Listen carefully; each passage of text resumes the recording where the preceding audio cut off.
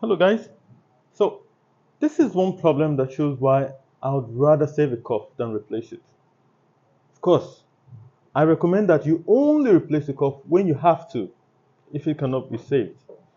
So I guess you can understand why most of the videos that I have on the channel are about saving cuffs.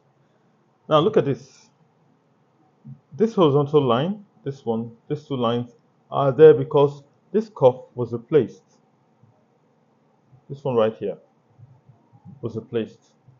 So we'll have that line. Now, how about these? Look at lines here. So, lots of lines. Although they are almost invisible, but they are there. That's because the cuff right here was replaced as well.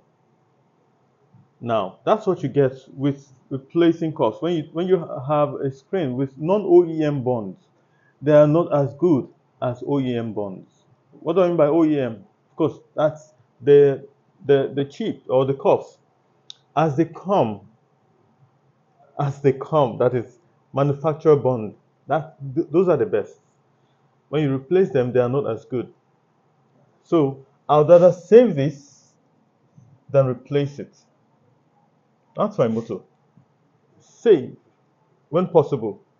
Do not be quick to replace. See? See the line? See the line?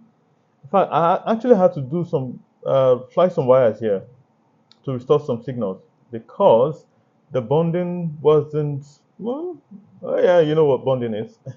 Always never as good as OEM bond. So that's my message for you this morning. Thanks for tuning in.